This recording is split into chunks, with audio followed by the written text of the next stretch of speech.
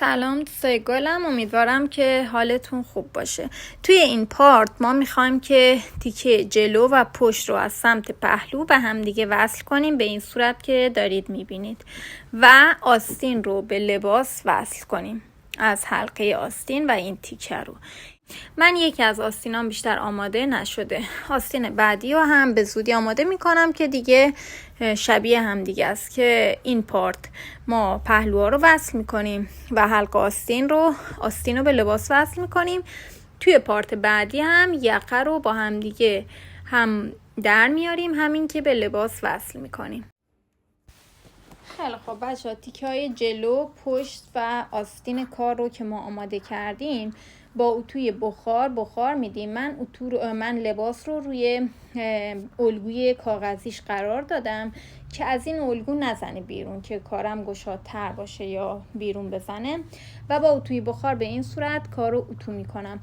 اگه اتوی بخار ندارین میتونین از اتوی معمولی استفاده کنین و بخار اتوی معمولی رو بذارین، یا هم خیلی کم، نه جوری که خیلی بهش برخورد کنه، از سمت وارونه کار با همون اتوی معمولی کارتون رو اتو کنید، ولی مراقب باشه که این کار نسوزه یا جمع نشه.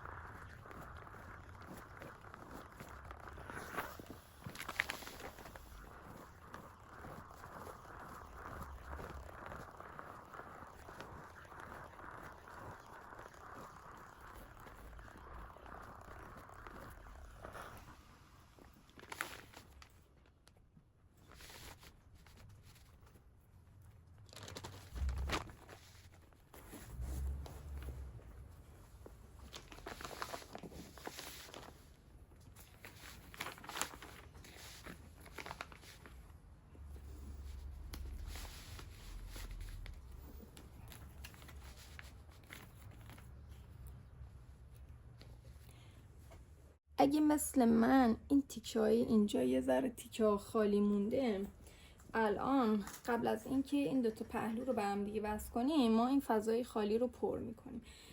ولی اگه این تیکه ها رو پر کرده باشیم فقط با نخ و سوزن این دوتا پهلو رو به هم وصل میکنیم و از بالا تا پایین رو میدوزیم. خب من یکم فضای خالی اینجا دارم، به خاطر همین من این چند تا رو شکل رو درست کردم که بین اینا بذارم، ولی اینجا که تیکه ها پر هست اینجا تا پایین رو نیازی نیست که من تو شکل بذارم، فقط یه ذره اینجا فضای خالی دارم که از این بافته انجامش میدم. خب حالا اینا رو به هم وصل میکنم به این صورت و اینو هم حتما باید روی الگوی خودش باشه که از این بر چک کنیم کاملا که اندازه باشه که کارمون وقتی وصل میکنیم کج نشه به این صورت. حالا این الگو رو من به این صورت میذارم. من زیاد تیکه پهلو گذاشتم، حالا با الگو نمیشه. این تیکه رو الان روی الگو که نگاه میکنم تا این پایین رو من با نخ و سوزن به هم وصل میکنم که فقط یه ذره فضای خالی اینجا دارم که این بافت رو انجام میدم. خب حالا به هم وصلشون میکنم این دوتا تیکه رو به این صورت. الان وصل میکنم و سنجاق میزنم با اینجا.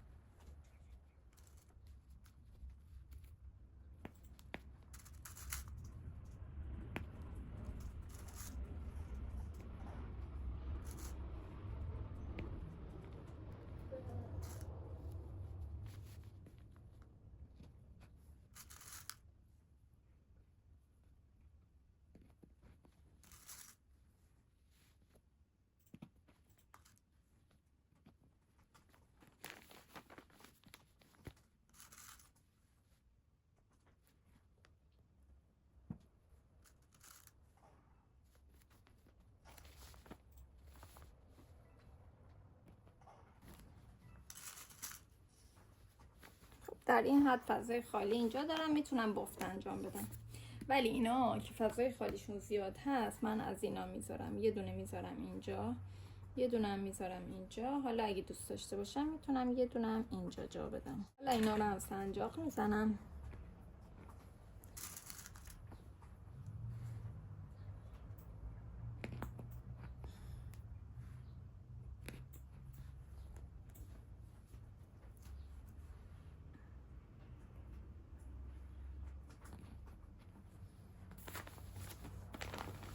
و از اینجا تا پایین رو من الان به هم دیگه با نخ و سوزن وصل میکنم.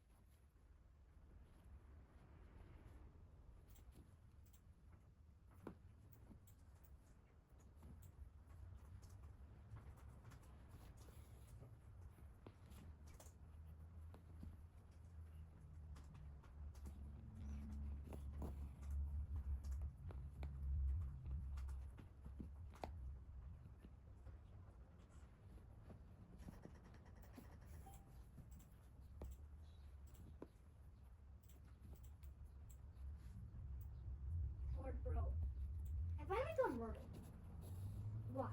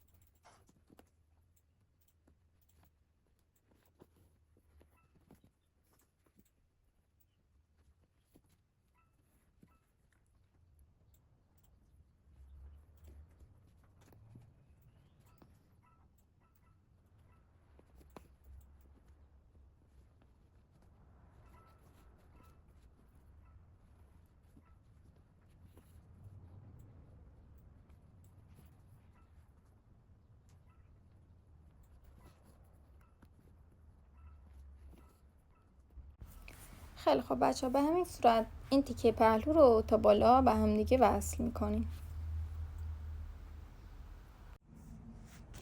خیلی خب بچه، من اینو بافتم به هم دیگه وصل کردم تیکه های پهلو رو و الان کار رو میخوام برگردونم و کار به این صورت هستش.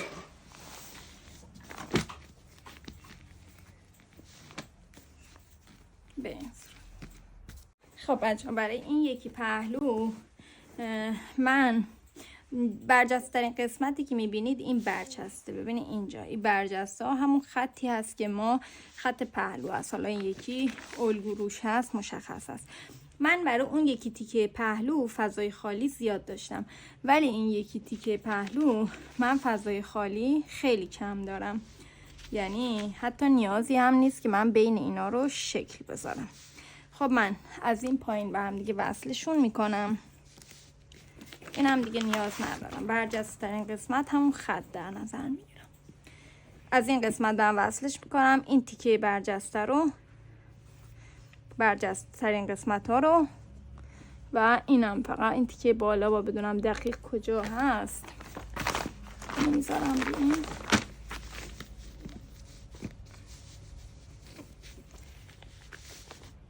خب این تیکه دقیقا اینجا آخرین تیکه پهلوی منه. من اینو اینجا نگه میدارم که بدونم اینجا هستش. اینجا. خب دیگه اینو نیاز ندارم. به این صورت به هم دیگه وصلشون میکنم برجسته ترین قسمت ها رو و سنجاق میزنم.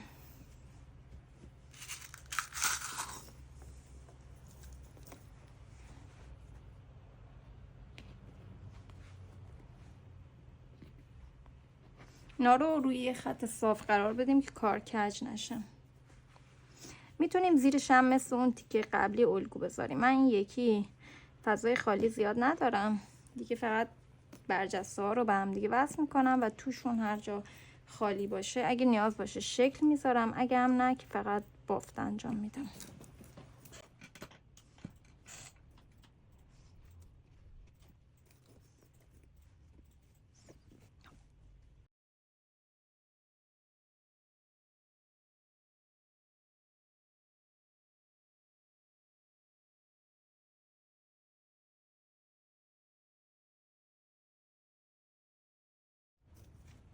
میگم ریجا.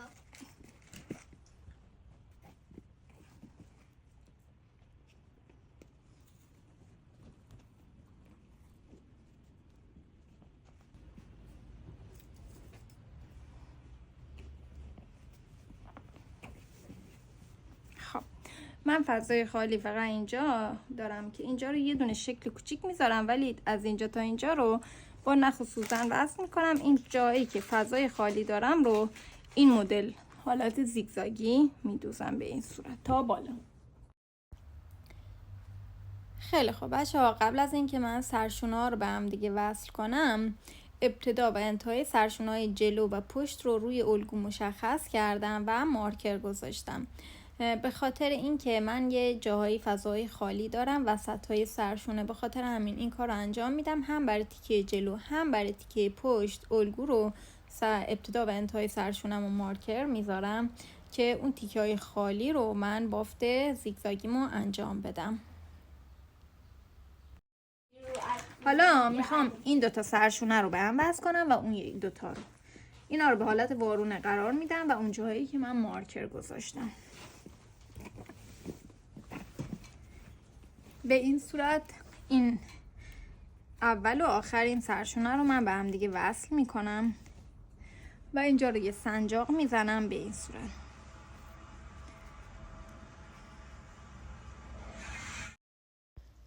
خب سرشونه ها رو از ابتدا و انتها، سرشونه تیکه جلو و اون پشت رو این سمت رو روبرو هم دیگه قرار دادم و برجسته ترین قسمت هاشون رو به هم دیگه چسبوندم و فضای بینشون که خالی هست رو الان میخوام با نخ و سوزن بافت انجام بدم. خب بچه ها ببینید من این سرشونه ها رو به هم وصل کردم. اون جایی که فضای خالی بودم این بافت زیگزاگی لونه زنبوری اون انجام دادم و از اینجا دقیقا اون جایی که مارکر گذاشتم به هم دیگه وصل کردم. حالا به حالت روی اصلی کار که برش میگردونم، کار هم به این صورت هستش. خب بچه ما اینو برای سرشونه اونوری هم انجام میدیم، دقیقا کاری که برای اینجا انجام دادیم برای اونم انجام میدیم.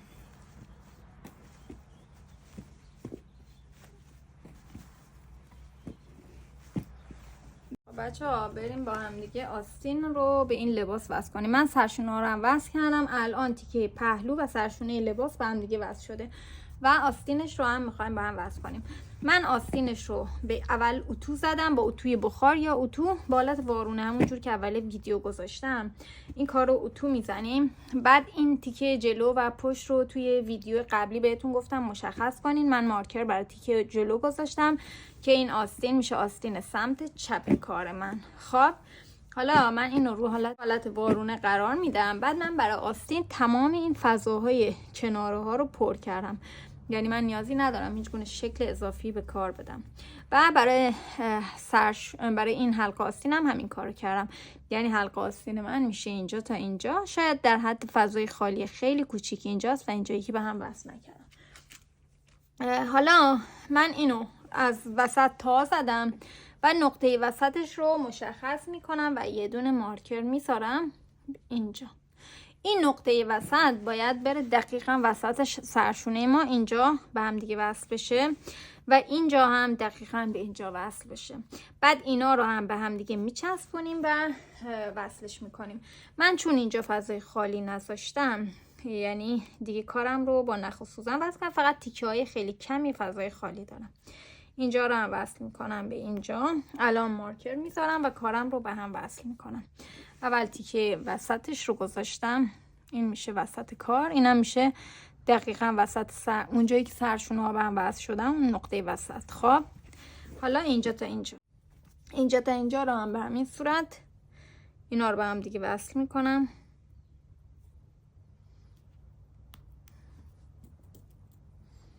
اینجا خودش یه حفره‌هایی که دیگه وقتی وصل میکنیم ایجاد میشه، اون حفره‌ها رو ما بافت زیگزاگیمون رو انجام میدیم توشون.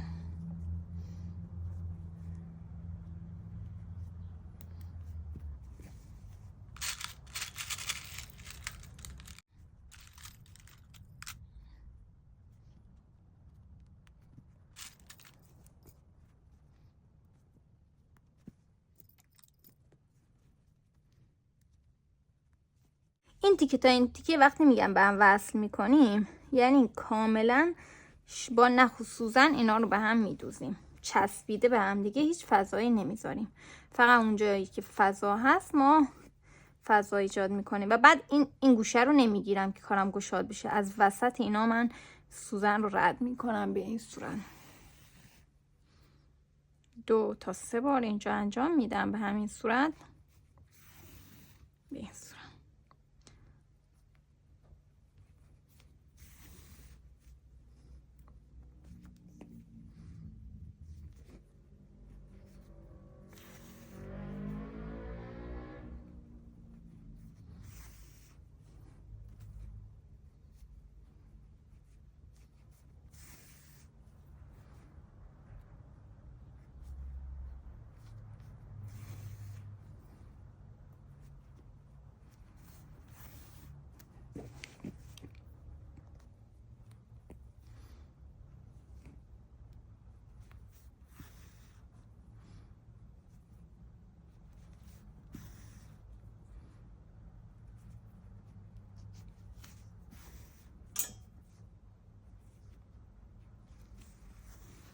خب بچه ببینید اینجا به هم وصل هست. این تیکه یه ذره فضا دارم، من این فضا رو الان به جایی که به هم دیگه وصلش کنم، دقیقا همون کاری که الگوی من رو همون جور که الگومو در آوردم لباسم هم به همون صورت در میارم. اینجا رو پر نمیکنم، یعنی به هم دیگه وصلشون نمیکنم.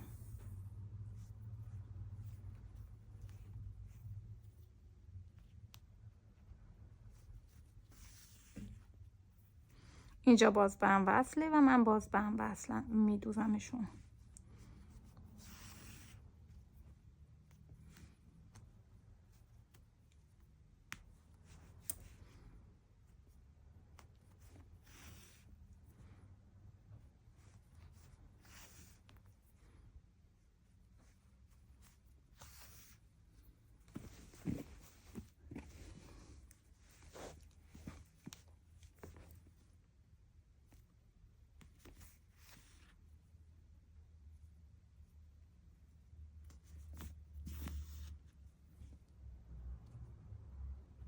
دوستان کل کار فقط به همین صورت وصل میشه، هم برای پهلوها هم برای سرشونه حلقه آستین.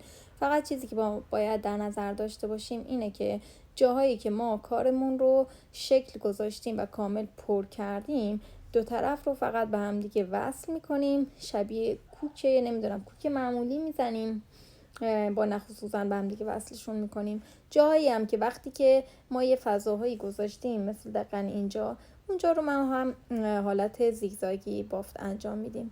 همه کار به همین صورت وصل میشه. الان برای حلقه آستین هم همین کار انجام میدیم. نصف دیگه حلقه آستین که الان نبافتیم هم باز اول مارکر میذاریم یا از پایین تا بالا مشخص میکنیم مثل همین سمت و بعد به همین صورت به هم دیگه وصلشون میکنیم. خب بچه ها من اینو کامل بس کردم، فقط این تیکه مونده و من لبه های آستینم رو کامل پر کردم و رو لبه هستن و با نخ و سوزن اینجا تا اینجا رو به هم وصل میکنم و یه جایی مثل اینجا یه ذره فضای خالی هستم همون بافت لونه زنبوری انجام میدم. شما هم همین کار رو انجام بدین. خب بچه ها من کار رو بافتم دوختم، الان این آستینم هست و وارونش میکنم.